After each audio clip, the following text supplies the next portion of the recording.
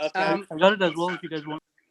Guys, I got the room. I got it. We're good. Bill is in, so I'm gonna start moving people. Hey, Andrew. Hey, Bill, you there? I'm here. How you doing? Great. My first time in Clubhouse. Woo! Welcome to Clubhouse. Oh man, we're so excited to have you. Well, thanks. I hear you have a drink in your hand. I do. I better not drink too much of it because I want to give coherent answers. No, it'll make what for are you more drinking? entertaining conversation. It's totally fine. No, you're right. So, Bill, thanks for doing this. I just wanted to have a casual conversation, talk about everything that's going on, everything you've been thinking about. I know you're in the middle of this crazy book tour. We should talk about that too. But I should tell you, when we put this thing up on Twitter, the one thing everybody said to me was, Bill Gates has an iPhone. I actually use an Android phone, but because I like to keep track of everything, I'm often playing around with iPhones. But the phone I carry around happens to be Android. So Android versus Apple. Is this a religious thing though? Well, some of the Android manufacturers pre-install Microsoft software in a way that makes it easy for me, and they're more flexible about how the software connects up with the operating system. So that's what I've ended up getting used to. A lot of my friends have iPhones, so there's no purity. I know, purity, and I know Paul, you're working hard on an Android version of this, right? We are. Yeah, we're so excited. Someone asked us the other day what the top feature we're excited to build is, and we said Android. Right. Yeah, I mean, it's so important, right? Especially globally. So, Bill, have you played around on this thing? I've had demos, but no, it's just in the last few weeks, it's come up a lot. A friend of mine was just in Steve Jobs Stories Clubhouse yesterday and telling me how much fun that was. Yep. Well, go ahead, Paul. Oh, I'm sorry. I was just going to say, yeah, that was an amazing room. It was a lot of the original engineers from, the original Apple and Mac team sharing stories about it. That was a great room. No, I'm sorry I missed it. I could have added a few stories there. I know. I can't even imagine what that would have added to the conversation. No, it was an amazing relationship. Steve was so unique.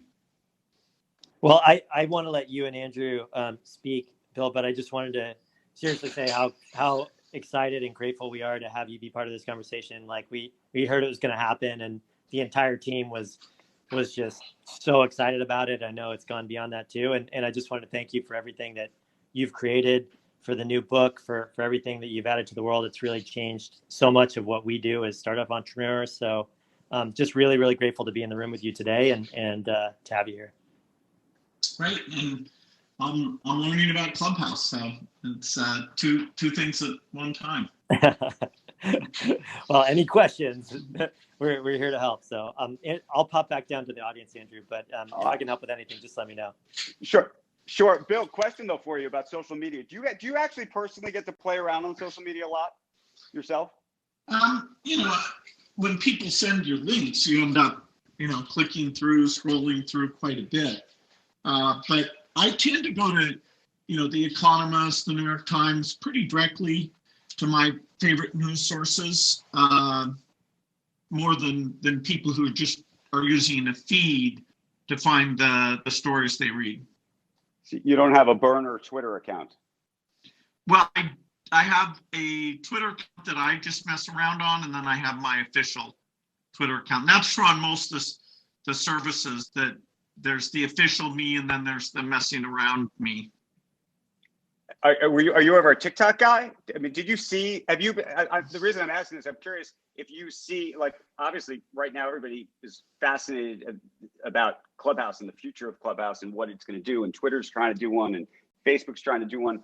But I was curious if you feel like you've seen over the years, like, that you caught on early to that Facebook was going to be a big thing, or that TikTok was going to be a big thing.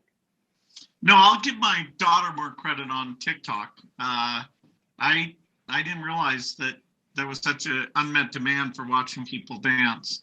But then, there was the whole divestment thing that Microsoft was at least looking at that. So I got very up to speed as part of that. I even did a few goofy videos. Yeah, I got to go watch those. One thing that I have to mention is in the very first version of Clubhouse, my co-founder Rohan and I, Rohan's sitting in the front row here, the whole app was a single room, and everyone followed everyone, and everyone was a speaker, and we had a little alert set up every time a new person would join, because we always wanted to make sure that the conversation got started. So I would be on the phone with Rohan, we'd be like working, and I'd hear like a little alert sound, and I'd hang up. I'd be like, gotta go. And I'd hang up and I'd jump into the room and say, hey, how's it going? I'm Paul. How'd you hear about Clubhouse? And I always compare myself to Clippy. Just being there waiting for people, seeing if I can help. So Bill, you've been in the middle of this crazy book tour. We've seen you all over 60 Minutes, everywhere. Before we even get into the book and what's going on with climate, and I want to talk pandemic and so many other things, do you actually enjoy these book tours? And especially this one in particular, because it's all virtual. I'm just curious how it's going. Yeah, it's a lot of fun. I don't have to fly. I do at most 2 a day. Some are fairly specialized, like Columbia or Stanford, or groups of experts who work like a Sarah conference type thing. But the nine are just sort of city-based. We get different questions, and I pick people I enjoy talking to. Trevor Noah did one, Rashida Jones. I just did one with Christian Welker, which was great. So they managed to bring their own touch to it. I'm sure a couple weeks from now I'll be ready to move on. And do you read all the reviews of the book?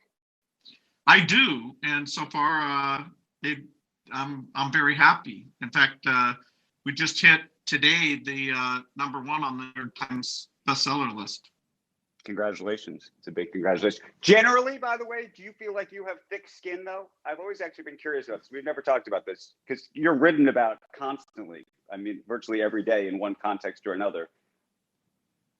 Well, climate, you better have thick skin, because the amount of oversimplification and misunderstanding is pretty broad in the field. It's a field that's so important, but I'd call it at an early stage. And you almost have to be polymathic to understand it, because there's science, there's economics, there's these models, there's weather. And, I try, not to get frustrated if people are, like saying it can be solved in 10 years or saying that it doesn't matter at all. I have to steel myself up for that, so that I'm giving a persuasive answer as opposed to an emotional response. Okay, so I want to go deep on some climate stuff, if we could. And I've read the book now, I think twice, and we've talked a little bit about it ourselves. You and I think 2 or 3 times now before this conversation. And I wanted to talk a little bit about nuclear energy, because you go deep and hard on that issue. But you also go deep at the issue that we spend a little bit too much time these days, and we're too obsessed with the ideas of EVs, for example, electric vehicles, and that we need to spend more time thinking about things that most people don't spend time thinking about, which is things like, cement and steel and farming. And so I was hoping you could sort of prioritize how you think the public should actually think about these issues. Well, a key point of the book is there are a lot of emissions, 51 billion tons a year, and the goal to stop the temperature rise is to get that to 0. And if we can do that by 2050, then we limit the amount of damage that gets done. Understanding all those sources, because 0 doesn't allow you to skip any. If it was 50%, you would skip the harder ones. And unfortunately, because we've mostly paid attention to near-term reductions, so we're putting most of our effort into the rollout of wind and solar and electric cars, which are phenomenal. I'm, to prove that in some cases we can get the scale up and get the extra cost, which I call the green premium, down. That gives us hope. It gives us a model for all the other areas. But we are deeply under invested in areas like cement and steel that are way more emissions between those than all the passenger cars in the world. So on cement and steel, how far are we away? I mean, it feels like we we're basically really far haven't away. started. We basically haven't started.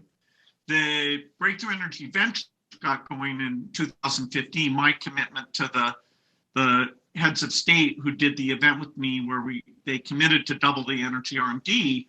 I committed to them to create a venture group that was totally specialized with a very deep business and scientific team, just investing in big climate impact things. And so we've invested now in all the different areas. We found more in storage and in food than we expected.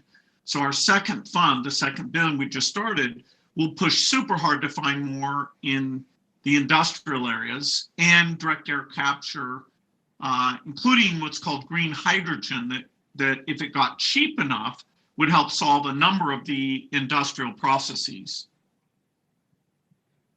Okay, so let's talk about, you used a different phrase. I was going to call it carbon capture. You just said something else. How far are we away from that for real? Well, there's a company called Climeworks that if you pay about $600 a ton, they will take the CO2 out of the atmosphere, liquefy it, and put it down in a mineral formation where it'll stay for millions of years. And so to get rid of my own personal offsets, one of the things I did was pay them. I also pay for green aviation fuel so that when I'm flying, it's not, there's no net emissions. I'm using solar panels. I have electric cars now. So direct air capture exists. And I've invested in a lot of companies that are working in that area. We want to get the cost down at least to $100 a ton. But even that would be too expensive for most things. Elon Musk put out a challenge recently, which was great, to say, okay, who thinks they can get to the lowest price here?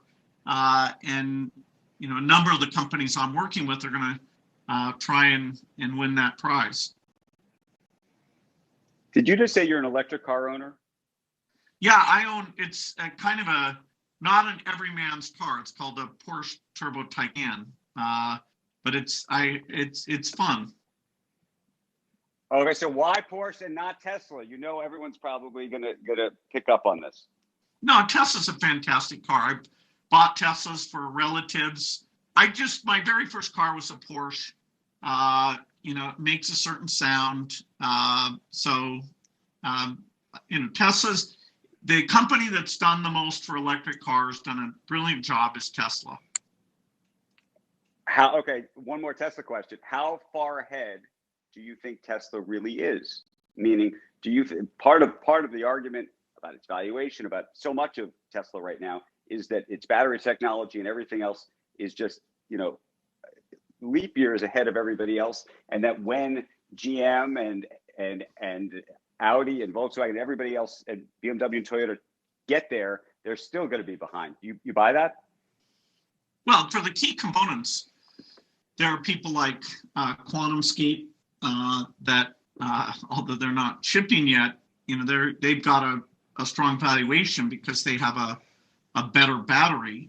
Panasonic, continues to improve, continues to supply lots of people. So I don't think there'll be only one electric car company. I was very impressed that GM said that by 2035, they're going to stop making gasoline cars. So the amount of creativity by all the car companies going into this, partly because Tesla has shown that the market is there, it is phenomenal. That category, what I call the green premium, will go to zero because the upfront costs will go down. There'll be more charging stations. There'll be quick charging.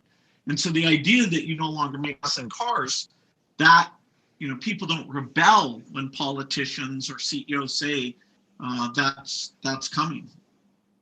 So you're personally offsetting your own carbon use. You're spending something on the order of, I think, $7 million a year to do that? That's right, which I don't pretend that kind of brute force approach works for everybody, but I have found, truly gold standard permanent emission reduction so that I am helping to bootstrap those technologies, become a customer and get the price down. And even going through that process to zero out my emissions showed me how immature some areas like green aviation fuel are. I'm now by far their biggest individual customer, and I've gotten them to go to more airports than they were in before. So what do you make of all these companies that are buying carbon offsets? Typically, they're effectively saying they're protecting or protecting forests and trees and the like. Is that real to you, or is that carbon offset theater? It's fantastic that companies are buying offsets. If you go back 5 years ago, almost nobody was doing that. Now, some of these offsets are high impact and some of them are very low impact. And so as we work that through, the overall quality of offsets will go up. But the companies that are buying offsets are to be congratulated for caring about this cause and putting significant money into those offsets. It's up to the innovators now. We're going to get offsets to a variety of those out there, and we're going to do a better job of certifying. There's a few places you plant trees where they'll last a long time. There's other places where they won't. We need to mature the how we rate the quality of those offsets. But I love the companies that are writing checks and buying offsets. So separately, you've gone big in terms of investing in nuclear energy, and it's a controversial thing to have done. And at the same time, we've had conversations about wind and solar and how quickly you think that can ramp relative to everything else. There's a big debate about that, which is to say, where should the US government and governments around the world be invested? And politically, being invested in nuclear has not been a palatable solution thus far. What do you think about that? Well, nuclear energy has provided an immense amount of green energy, and the health benefits of using nuclear versus, say, burning coal are super dramatic. Even if you account for the few accidents, it's by far the safest thing. However, I wouldn't say that today's generation of nuclear reactors, it has a path forward. They are just too complex and way too expensive. And because their safety relies on operators to do the right things, they're reactors with very high pressure inside the reactor, we need a complete from scratch generation of reactors that people call fourth generation, that there's no high pressure, that it's the physics alone that says that the radioactive material won't leave the site area. And it means using metal sodium for the cooling instead of water. Water boils and gets very high pressure and wants to leave the site, whereas a sodium pool, none of the after heat can cause a problem because of that heat capacity. So nuclear needs innovation because economics are what really killed nuclear. Once we get this demo plant done, which will take 5 years, it's half funded by the company, which I guarantee, and half by the US government, then people will see, okay, how does it look for safety? How does it look for cost? And then we'll have the hard challenge of saying to people, yes, this nuclear is super important to reliability of the grid to let us decarbonize the grid. And so please have an open mind as you study this particular breakthrough. So, but how fast do you think that can happen realistically relative to, and this is the other issue, wind and solar? Well, wind and solar are today 6% of US generation and less than that on a global basis. And let's say you're going to have the renewables carry 80% of the load, which I think is realistic. If we build enough transmission, we get some advances in storage, and we have the final 20% be always available, non-weather dependent green, which means nuclear fission. until someday fusion comes along. And to get to that 80% implies a build rate over 3 times the peak of what we've achieved so far. And so, you could say I'm the biggest proponent of roll that stuff out. Now you've got to connect it up. We want to bring offshore wind into the mix because that's near to the East Coast where we use a lot of our power, and that won't tend to be down at the same time as the Midwest wind is down, so it helps the reliability equation quite a bit. So, 80% is kind of mind-blowing. We're not yet on a path to get that type of penetration. So, okay, different question. Green New Deal. You believe it? You buy into it or no? Well, I like green, I like new, I like deal, but if someone thinks we can solve the climate emissions in the United States in 10 years, I need to see that plan. It's just not realistic. And remember, this is not just about brute force getting rid of US emissions. That's less than 15%. This is about using the innovation power of the United States to reduce the green premiums for all areas of emissions. And so that even countries like India, who needs basic shelter, basic electricity because they are going to require air conditioning, they in 2050 will look and see if this stuff is super expensive and we're not willing to subsidize the trillions that it would cost at this point. They're going to keep doing it the way and say that, hey, it's up to the rich world to deal with this problem, although they're very much on the front lines. And so the overall extra cost, which is the total green premium, which is over 5 trillion right now, we need to bring that down by about 95%. And the US has over half of the innovation power that will allow us to do that. Europe needs to be part of it. China needs to be part of it. India needs to be part of it. But it's kind of a global problem. And it's way, way, way too expensive to be green, particularly in manufacturing categories. So, Bill, I just discovered while we've been having this conversation that we happen to be competing against another room called, and only on Clubhouse would this be the case, climate and Bitcoin, the favorite topics here on Clubhouse. Bitcoin seems to always get into every conversation. What do you make of the whole, let's take the Bitcoin price out of it for a second. What do you make of the climate argument around Bitcoin? Well, Bitcoin uses more electricity per transaction than any other method known to mankind. And so, it's not a great climate thing. Now, if it's green electricity and it's not crowding out other uses, eventually, maybe that's okay. So I don't see the topics as deeply related, even though you might label me a Bitcoin skeptic. That is, I haven't chosen to invest money. I buy malaria vaccines. I buy measles vaccines. I invest in companies that make products. It's not hey, somebody's going to buy this for more money than I pay for it. But, if other people find their fortune that way, I applaud them.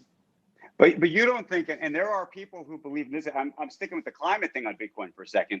There are people who believe, and these are Bitcoin bears, that given the energy requirements to create and maintain the Bitcoin network, that actually ultimately, given all of the societal efforts for climate, that actually regulators or rules would be imposed or make it more expensive to actually hold Bitcoin. No, I should look at the most bullish projection on what percentage of the electricity demand it would be. There are other ways of doing digital currency that our foundation is involved with, which are done in local currency. The transactions are not secret. They're reversible. You can't use it for ransom or things like that. And yet the transaction fees are so low that it's empowering the poorest. So, we worked with India to do their digital currency. We're working with all the countries in Africa. So I'm a huge fan, the biggest investor philanthropically in digital currency so that financial services are available to everyone on the planet. And you've invested a ton, but by the way, what we haven't talked about is batteries. You've invested a ton in batteries and frankly lost a ton in batteries. Why? Well, if you fund enough battery companies, you can take a large fortune and make a small fortune. So, look, it's a hard area. And when we say batteries, remember there's two markets for batteries that their requirements are utterly different. One is a battery for an electric car, where the weight and the size and the not having a problem when you have a crash are key parameters. Then there's grid batteries. Grid batteries are over 20 times harder, and that's companies like Form Energy, which is an investment of Breakthrough Energy. Very exciting because they started over with very cheap elements, and they said, okay, we can give up some efficiency if we're super, super, super cheap. And of course, you don't have to use a battery to store energy. You could use a heat store, like a company called Malta that Breakthrough Energy helped spin out of Google. There's unusual ways of storing energy, like QuidNet wants to pressurize water underground and have that pressure come back, almost like, pumping water uphill, but here you can do it almost anywhere. So if you take storage broadly, yes, I'm by far the biggest investor in all these different storage approaches, because that's got to be an element of having this gigantic green grid.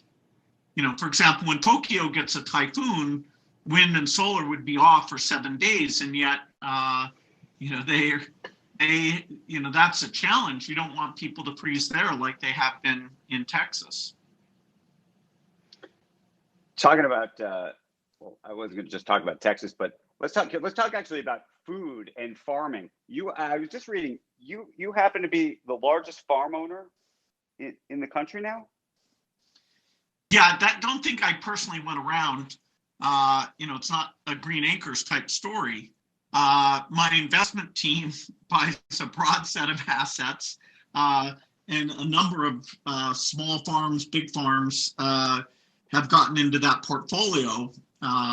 But that's my delegation to them, and so it's a significant asset. Okay, so but now Bill Gates is a farmer. So how do you think about that? What do you do with all the cows? I'm not sure how many cows we have, but whatever product category you're in, you face competition. So if people can make artificial meat that tastes as good and costs less, even ignoring animal cruelty and some of the health benefits and the greenhouse gas benefits, that's just a form of competition. I don't know if that can happen, but so far, Impossible Foods, Beyond Meat, and several others like Nature's Fine are doing food production in novel ways. And so that, could just be an overall helpful thing in terms of bringing the cost of food down. In terms of farming in general, we're likely to use some amount of biofuels, and so that's an additional demand. Probably not ethanol, because that ended up having fairly high emissions, although there was a lot of it that was made. But I don't think farming in general is a bad business to be in.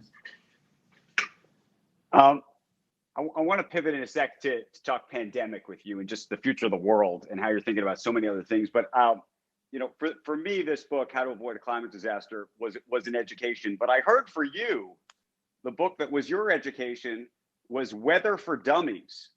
And I wanted to understand why that was. What happened? Well, I read a lot of books. I highly recommend Weather for Dummies. I highly recommend Václav Smil, whose best book is Energy and Civilization. The Dummies books, it's an ironic thing. They do a very good job reminding us why clouds gather, what the types of clouds are, why it rains around mountains. And that, as I was coming to look at all these dynamics, before I ask dumb questions of the experts, I want to have grounding. So, it's very well written. Okay, so let's pivot, if we could, for a little bit, for talk about the pandemic, because you were early on this. You were very early on this, warning us all about it, and you've been involved in it in a very intense way. And I think hopefully there are people on this call that have gotten the vaccine. A lot of people waiting desperately to get the vaccine. You've gotten the first shot, right? I had my second shot actually a week ago. You had your It's the second. only- Congratulations. Yeah, it's the only time I've ever been thankful to be such an old person, 65 years old. Okay, so you have your second shot. Okay, so now this gets interesting. So I hope you've now started to look at a calendar. When, and you always, to me, were always almost overscheduled in terms of all the things you had to do. When are you going to start moving around again the way you used to? Well, I want to set a good example. If you're vaccinated, you can still transmit. It's not as likely, but unlike severe disease that becomes extremely rare, you still have a possibility of transmission. So, I'm not going to stop wearing masks or, be careful, particularly around older people who haven't been vaccinated. And, of course, I'm with my family a lot who, they're young enough that they're not yet vaccinated. So, it's only by late spring or summer that we're going to get to numbers where you can look at changing your behavior in a significant way. Okay, so but help us. If you were looking at a calendar now and you had to talk to your assistant and say, okay, we on this date is when we're going to start thinking about whether we make a trip here, whether we go here, whether we start having meetings. What day or month does that look like for Bill Gates? Well, an important issue is getting the vaccine not just to the rich countries, but to all countries, and that's a huge role that the investments and efforts of the Gates Foundation have involved in. We've, started up factories in India that are very high volume, and so global travel will still. You'll have to be careful till sometime in 2022 because of this inequity that the vaccines aren't getting out there. In the U.S., the supply situation is getting good. The logistics are okay. We still don't know if the demand, that is the trust that people want to take the vaccine, including in people of color who have some skepticism about the health system. We need to get very high levels of vaccination before the transmission levels will drop to near zero. But I'm hopeful we'll get there. And I'd say domestically in the US, people will be able to do more, still wearing masks in the right situations and still not, big full stadiums. But by summer, things will feel very different. And schools in the fall, I would expect that basically all schools will be open. Okay, but I have small kids. I think, and I don't know, I'm curious what you think.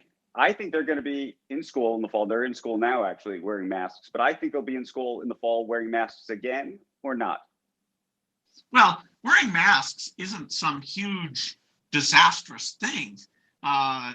There's some places where when I play tennis, they have me wear a mask and I pocket my glasses, but even that's not a big deal. So, it's not expensive. We're kind of used to it.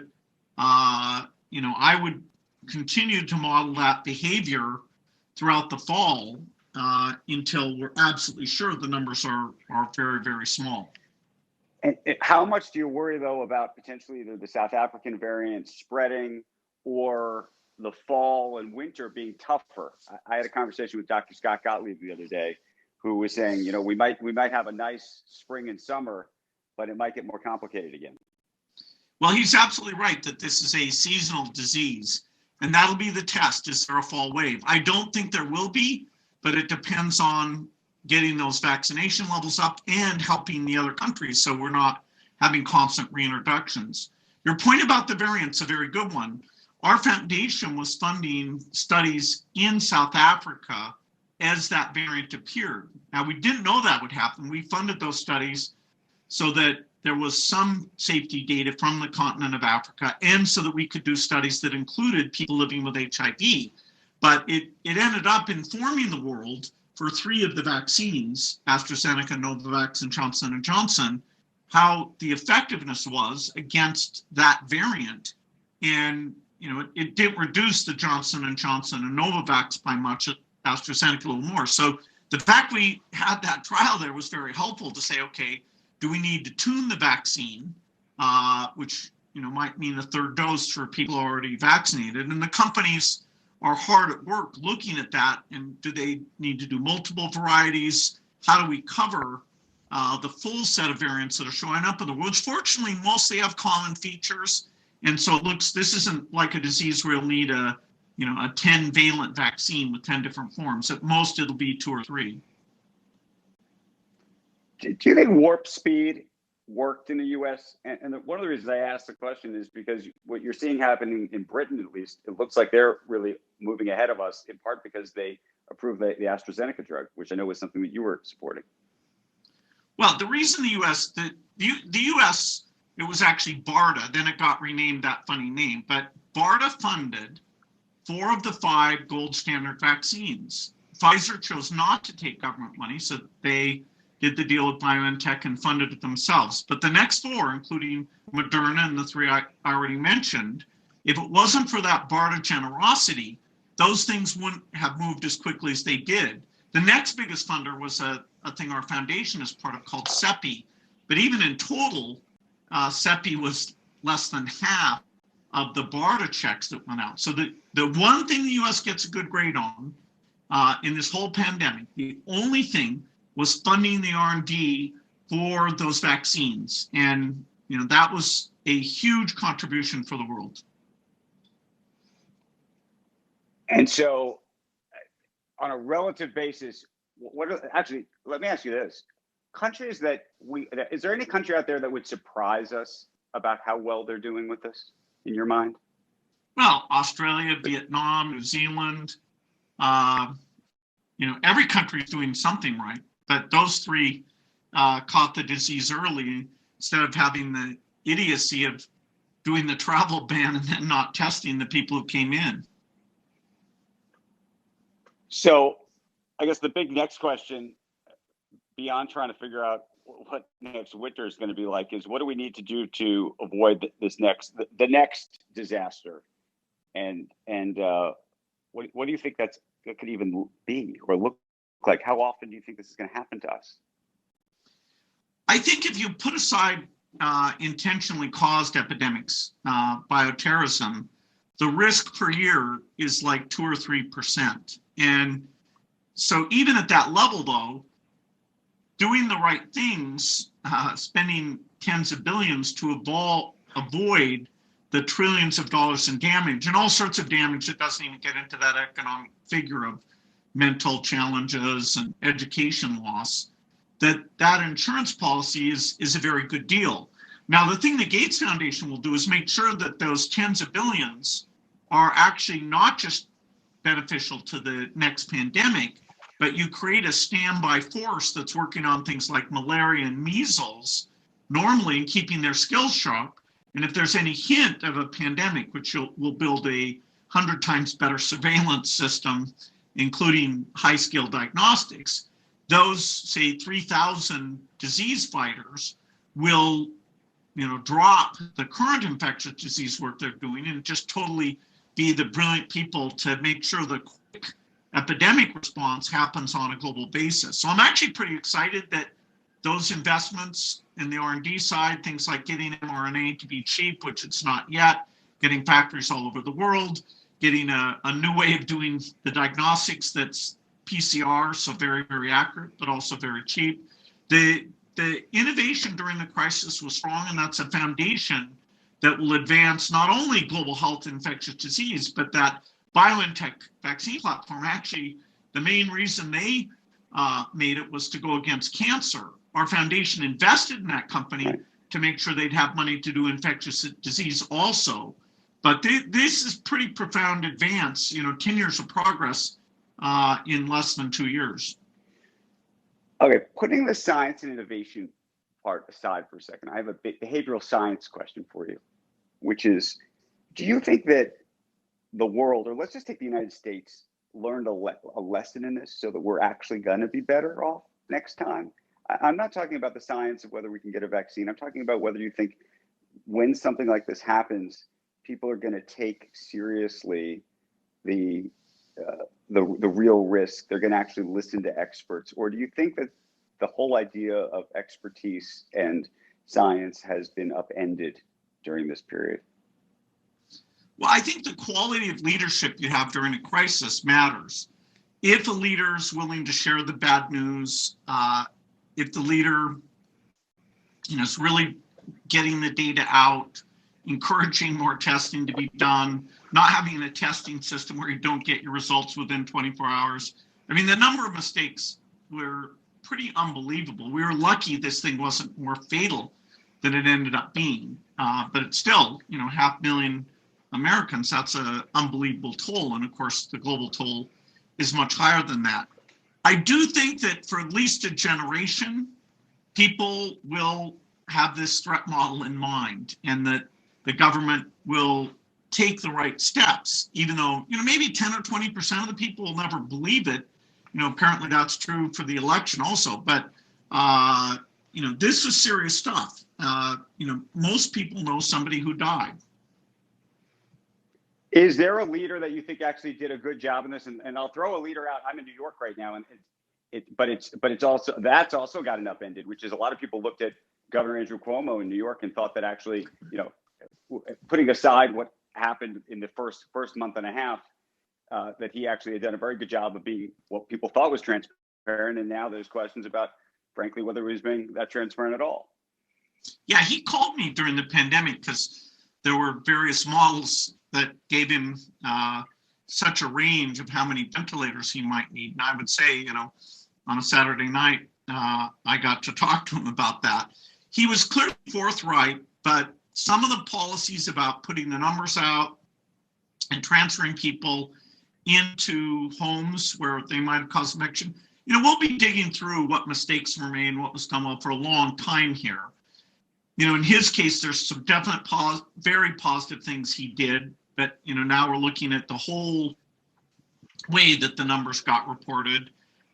If you want a pure example, you'd say, the leadership in New Zealand, in Australia, in Vietnam, countries that had a little bit of either SARS or MERS and understood that you have to get the commercial PCR machines, and anyone who comes into the country, you don't just do a travel ban and force a surge of infection into the country without the testing. I mean, that's so basic. And to brag about that as though it was a smart thing, that's really wild. Well, let's hope there's not another pandemic in the end. Couple personal questions before we end this. Tell us just about how your what is the day in the life of Bill Gates actually in the pandemic? It's a lot of Microsoft Teams, a lot of Zoom. I can schedule myself without any time between meetings, so I have to be a little careful there. Maybe get up and stretch. But are you at home? Do you go to the office? What time do you wake up? Is there a gym? Is there not a gym? Are there people that you would have seen in the past that you're now not seeing? Are there people inside your house that you don't have? How has it changed? I mean, I know, some people have gotten rid of everybody. Other people have, how's it work for you? Well, I feel lucky that I have a home with a very good internet connection. So actually, my kids, senior in high school, a junior in college, and a second year medical student, I've seen them more this year than I would have expected because they were home a lot doing their courses online. So it's mostly just our family. I get outside to play pickleball even in the cold weather. That's been super nice. Not having to make any international trips is a huge change to my schedule because, I go to Africa, China, India, Europe, all several times a year. And it's amazing. I can talk to African leaders and do like a 20-minute video connection, get a lot done. So there are certain advantages, even though, the whole thing is a tragedy. Okay, let's talk TV because I know you watch a lot of TV. Well, we could talk books too, but TV binging during the pandemic for you. Anything you want to recommend to this audience? Well, I sat down Monday to eat dinner, and I was going to finish reading a book called War Story, but instead I clicked on this Lupin, which is a French burglar on Netflix. Next thing I knew, 4 hours had gone by. So I really let myself go to seed that night, and I was kind of laughing at myself that I don't usually do that, but wow, they sure make it easy. You just sit there, and the next episode is up and running. Anything else on your TV list? We've had a whole year. By the way, do you think the content's gotten better or worse during this year? Because I feel like I've sort of run through a lot of stuff. Some stuff is starting to come back. That's okay. Well, there's so much stuff that you worry there's good stuff that you're missing. The quality overall, if you compare to say 10 years ago, it's mind-blowing how good this stuff is. The complex plots, the choices, even just in the documentary area, it's quite phenomenal. I have a strange taste that I take a lot of college courses, which is on a channel called The Great Courses. That's about, a third of my viewing, where it's right now I'm taking a course on the Old Testament, which is definitely fascinating. But wow, if you want to learn stuff, this is the era that it's all there. So when you're taking these courses, watching this stuff, and your kids come in the room, are they like, Dad, what are you doing? Why aren't you watching something on Netflix, or do they sit down and want to actually watch with you? No, it's not much. I mean, my son and I watched The Americans together. That was a fun experience. It was a little too violent for the rest of the family. Modern Family, we all watched together, although that's not recent. It's nice that once you get going on something, kind of the whole family does it together. But my courses, no, those I'm pretty much solo on those. And are you a gamer, by the way? Microsoft obviously is in the game business. No, I play bridge, which by some definitions is a game, but it doesn't require a video game. I've got the latest Xbox. I played around with it some, but I'm not a heavy gamer. I sit and watch my nieces and nephews. I learn more from them than my own personal use. By the way, we were talking about social networks at the top of this because we were talking about Clubhouse. Did you ever fund any social networks yourself early on? Well, Microsoft and MSN had, the same kind of chat forums that other people did. And of course, Microsoft owned shares in Facebook because we were doing some things where we were looking at search and Facebook working together. But no, that, LinkedIn, of course, now is part of Microsoft, and that's doing extremely well. Okay, serious question, and I'm getting it on Twitter. Do you use Google or do you use Bing? I use Bing. You do? Of course. I look at Google to compare to see how we're doing competitively, and I'm always happy with them. But no, I'm a loyal Bing user. You're a loyal Bing user. Okay, this is interesting because I have to admit, don't hate me for saying this, I don't know a lot of people using Bing. Well, you travel with a very snobby crowd. It may very well be. Absolutely. You've got to come down here and get with the masses and use Bing. So, tell before you go, tell us what are you doing these days with Microsoft itself, by the way? Satya makes it a lot of fun for me to do product reviews. So often stuff that's we're planning the next year or 2 years of things, the really high reach stuff. I do a lot with the agent. I'm a big believer that agents are going to be 100 times better than they are today, and that I want Microsoft to lead in that. I do a lot with Office, with AI, with Azure. I love the product reviews. So Satya's got me now where I'm doing the part of the job that I enjoyed the most, and there's enough good work that I can provide a lot of encouragement, some hints about how to do things differently. So I spend, it'd be 2 or 3 days a month, although the pandemic's reduced that somewhat. I'll catch up, I hope, this summer. If you take Microsoft out of it, who right now do you think is doing the most interesting work in terms of agents, AI, and really, futuristic stuff? Well, Google and Microsoft are the two hardcore R&D companies. Yes, Amazon's doing great work, Apple's doing great work, Facebook, but in terms of really pushing the boundaries of computer science and architecture and AI, I'd say Google and Microsoft have that strong R&D commitment, both stuff that they share openly and things that they do that focus on their own products. So, it's incredible. I dreamed of having R&D budgets like Satya has today. So if I can help him steer it a little bit better, it's potentially high impact and certainly a lot of fun for me. What do you think of the idea of like an Apple making a car? I doubt they'll make the same margin they make on the iPhone. And autonomous cars still, how quickly that catches on and do people own cars, that's unclear. Electric cars, that's clear. Over the next 20 years, dramatic shift. Autonomous is still the one where which countries it catches on first, how safe is it, that's open. So, even though Google got in there with Waymo early, maybe Apple can make a contribution there. Usually you do products, you don't want to be the 100th one to do a product. So you've got to have kind of a unique take on a product if you want to get Apple-like margins. Is there a piece of tech in your life right now that you use that's new or cool or different? I was asked this question the other day, and my answer was I'm wearing an Oura ring. I don't know if you know what that is. It's this. Oh yeah, I wear my Oura ring every night. I check my REM sleep. I sometimes fall short.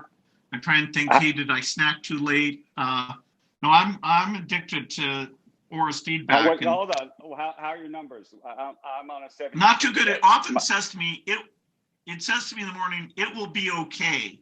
And I always know that's a bad sign. That is a bad sign. Mine says go easy. That's what I got today. Go easy. So I don't know. I want to thank you for this conversation, Bill, and to tell you to go easy. We appreciate you joining us.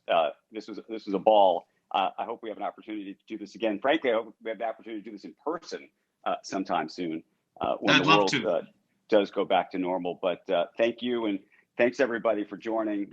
This was a lot of fun, and if you do have a chance, and I will push it for you, Bill, because I enjoyed the book. I know you have become a book influencer. Somebody actually just sent me a text saying they're buying Weather for Dummies, but Bill's book is called How to Avoid a Climate Disaster. So thanks again.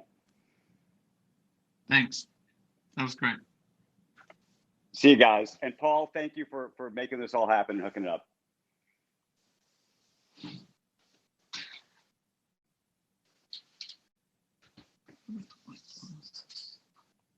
They're in your office.